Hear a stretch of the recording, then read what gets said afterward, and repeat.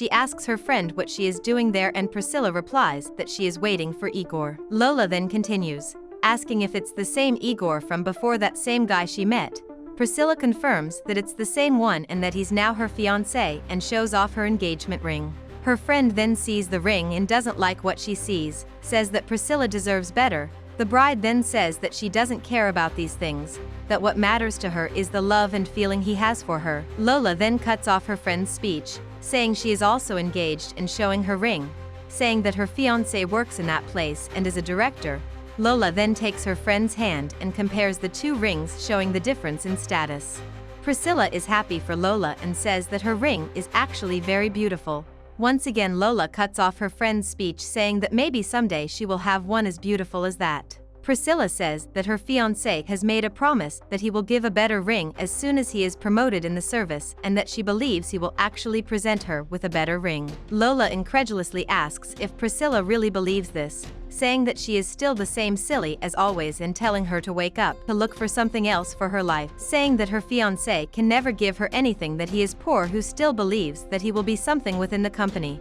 Priscilla says that it is not necessary, that her fiancé already has a proposal for promotion, and that she has faith and believes in his potential. Lola laughs and gives her friend some advice, so that instead of waiting for him to succeed, find a person who already is. Lola, once again incredulous at her friend's speech, asks if she's serious, asks her to accompany her so she can show her something. They walk to the garage door where they see an SUV. And Lola says it's her husband's car, the best car of the year. She continues the question to Priscilla, what is her fiancé's car? Priscilla, without letting herself be put down, says that it is the car next door, that although simple she likes, that does not care for expensive things. Lola laughingly tries to confirm if her friend is serious, if it's really that car, she would never ride in a thing like that, and once again tells Priscilla that she should end her relationship then and now. Priscilla says she won't do it, that she loves him too much to do it. She greets him and he already speaks without batting an eyelid, that promotion he had been waiting for so long he got, that he will become the new director. We see Lola's jaw drop upon hearing this. Priscilla congratulates him and hugs him. The groom then says that without her, he would not have made it, and thanks her for always being by his side, and says he has one more surprise. He starts to fiddle with his pocket and says that ring she always dreamed of and wanted to have. He then kneels down to put the ring in her hand.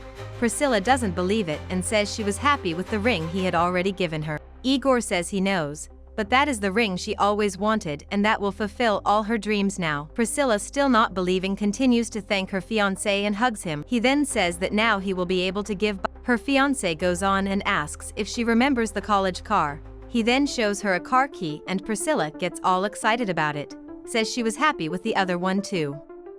Igor understands, but says that now they will change their lives and that he will fulfill her dreams. She remains happy, but her fiancé still has one more surprise. He then says that this car is not his but his bride's. Priscilla does not know how to react, asks if he is serious and says he is very happy. Igor then calls his fiancé to drive his new car. She then says goodbye to her friend, saying she has to go and wishing her good luck. We see Lola walk and until she sees her husband coming towards her. Without giving him a chance to say anything, she already begins to tell what just happened, saying he won't believe what just happened. Priscilla, her friend from college, was there showing off, saying that her fiancé worked there at the company, but that as always she came to her husband's defense by saying that he was the best director there. She then notices her husband's downcast face and asks why he's like this. He then says he's very disappointed with the news he had today at work. He then says he will open the game, says he was fired. Lola, without understanding, asks how so fired, what he was doing. His fiancé then says that not only this, but that he can also be sued. Her fiancé, then trying to explain himself, says he was using the company card to buy personal belongings. Lola says he's crazy. What are they going to do now? She asks. He keeps saying that he bought things for the two of them and that he will have to sell his car to pay. At the same time, his wife is indignant, saying no to the sale of the car, but he says he has no choice. Lola then asks if he expects her to ride the bus, and her husband says they can still keep the couple's first car, but Lola once again denies the idea, saying she doesn't ride in that car again or dead. Her fiancé goes on to say that in addition to the car, he will also need to sell the ring, which is also refused by his wife, begging that at least the ring not take from her. He says he will have to sell, has no other option for the two is a lot of money they took, the debit and the credit. He blew the card in both. She always wanted to have everything good and the best, and not always he had it on hand and so needed to use the company's. She continues to cry and deny that at least her ring doesn't each all the luxury, the drinks, the clothes he had to spend. The video ends and we see the message: you must support someone, even when they have nothing, because one day they will have everything.